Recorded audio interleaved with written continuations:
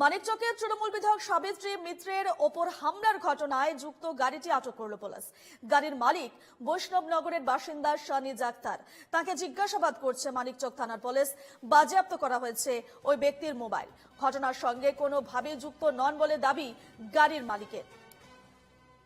তৃণমূল বিধায়ক সাবিত্রী মিত্রের উপর যে হামলা চালানো হয় সেই হামলার ঘটনায় যুক্ত গাড়িটি আটক করেছে পুলিশ এবং গাড়ির মালিক বৈষ্ণবনগরের বাসিন্দা শানিজ আক্তার বলে জানা যাচ্ছে এবং তাকে জিজ্ঞাসাবাদ করছে মানিকচক থানার পুলিশ। বাজেয়াপ্ত করা হয়েছে ব্যক্তির মোবাইল ফোনও। বিস্তারিত জানবো, সরাসরি রয়েছেন আমাদের প্রতিনিধি সুমিত ঘোষ। সুমিত, সাবিত্রী মিত্রের উপর যে হামলার ঘটনা, সেই হামলার ঘটনায় গাড়িটিকে তো আটক করা হয়েছে এবং গাড়ির মালিককে আটক করা হয়েছে। জিজ্ঞাসাবাদে কি তথ্য উঠে আসছে?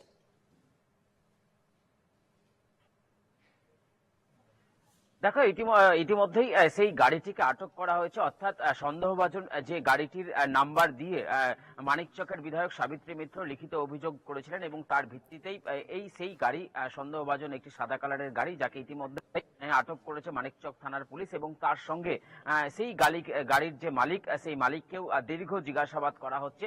যেটা আমরা এখনো পর্যন্ত মানিকচক থানা পুলিশ সূত্রে জানতে পারছি যে সেই গাড়ির মালিকের নাম হচ্ছে শানিজ আক্তার। তার বাড়ি বৈষ্ণবনগর বিধানসভা কেন্দ্রের 16 মাইল এলাকায় এবং তিনি পেশায় একজন ব্যবসায়ী। তবে যদিও সেই ব্যবসায়ীর দাবি যে তিনি ব্যবসা সূত্রে প্রতিদিনই প্রায় মানিকচকে যাতায়াত করে এবং সেই মতো শনিবার রাত্রেও সেই মানিকচক থেকে পিসির বাড়ি এবং তারপর সে বাড়ি ফিরছিল এবং মাঝে রাস্তায় মালদা মানিকচক রাজ্য সড়কের মাঝপথে একাধিক গাড়ি তাকে ওভারটেক করতে হয়েছে। সেক্ষেত্রে সাবিত্রী মিত্রের গাড়ি কোনটা তিনি কিভাবে বুঝবেন? তবে সেই রকম রাস্তার মধ্যে এই ধরনের কোনো ঘটনা ঘটেনি বা বিশৃঙ্খলার ঘটনা ঘটেনি বলে দাবি করেছে। তবে তদন্তের স্বার্থে তিনি পুলিশকে সহযোগিতা করছেন এবং তার পাশাপাশি সেই ব্যবসায়ীর আরো যেটা দাবি যে তিনি সাবিত্রী মিত্রকে চিনতেন না। যখন পুলিশ তাকে ডেকে পাঠায় থানায় এবং সাবিত্রী মিত্রের সাথে মুখোমুখি বসিয়ে তার কথাবার্তা বলা হয়, তখনই তিনি সাবিত্রী মিত্রকে প্রথমবার দেখেন এবং ইতিমধ্যেই মানিকচক থানার পুলিশ সেই ব্যবসায়ীর যে ফোন, সেই ফোন বাজেয়াপ্ত করেছে এবং সেই ফোনের একাধিক নথি যেমন পুলিশ তদন্ত করে দেখছে, খতিয়ে দেখছে, ঠিক সেই রকম ভাবেই যেদিন ঘটনাটি ঘটেছিল শনিবার রাত্রে, তার ঠিক আগে এবং পরে এই ব্যবসায়ী কার কার সাথে কথা বলেছিল সমস্ত বিষয়টি কিন্তু পুলিশ তদন্ত করে দেখছে এবং সাবিত্রী মিত্রের যেটা বক্তব্য, তিনি আমাদের যেটা জানাচ্ছেন যে পুলিশ একেবারে তদন্ত করছে, পুলিশই তদন্তে তিনি সন্তুষ্ট এবং তিনি যে গাড়ির নাম্বারটি দিয়ে থানায় লিখিত করেছিলেন তার ভিত্তিতেই সেই গাড়িটি আটক করা হয়েছে।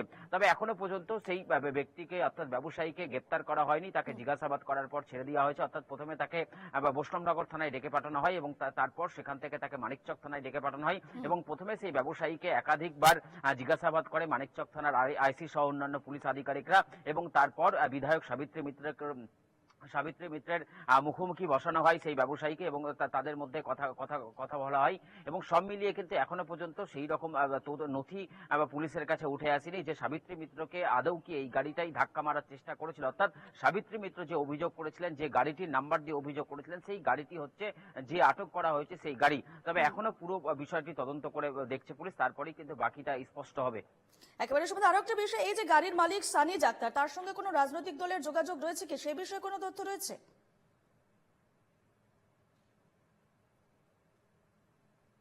দেখো, এই বিষয়ে রাজনৈতিক কোনো ব্যাপার রয়েছে কিনা সেটা পুলিশ তদন্ত করে দেখছে। তবে এখনো পর্যন্ত পুলিশ এই একজন ব্যক্তিকে আটক করেছে এবং তাকে ডেকে পাঠানো হচ্ছে এবং জিজ্ঞাসাবাদ করা হচ্ছে দফায় দফায়। তার সাথে এখনো পর্যন্ত রাজনৈতিক কোনো ব্যাপার এখানে উঠে আসেনি। তবে আমরা সাবিত্রী মিত্রকে বলেছিলাম যে তিনি কি এই ঘটনার পর রাজনৈতিক কোনো ষড়যন্ত্র দেখতে পাচ্ছেন, তিনি কিন্তু পুরোপুরি সেটা অস্বীকার করেছেন।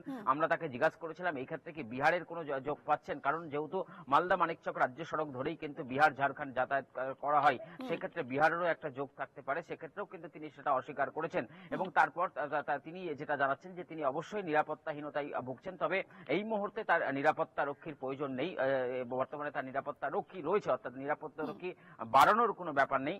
তবে তিনি জেলা নেতৃত্ব এবং রাজ্য নেতৃত্বকে বিষয়টি জানিয়েছেন। আমরা তাকে প্রশ্ন করেছিলাম যে বিধানসভায় কি এই বিষয়টি নিয়ে তিনি কিছু জানাবেন, তিনি কিন্তু অস্বীকার করেছেন। অর্থাৎ যেহেতু রাজ্যের মুখ্যমন্ত্রী শাসক দলের, সেখানে দাঁড়িয়ে পুলিশ মন্ত্রী মমতা বন্দ্যোপাধ্যায়, সেখানে দাঁড়িয়ে কিন্তু পুলিশের উপর একটা আস্থা রয়েছে এই মানিকচকের বিধায়ক সাবিত্রী মিত্রের।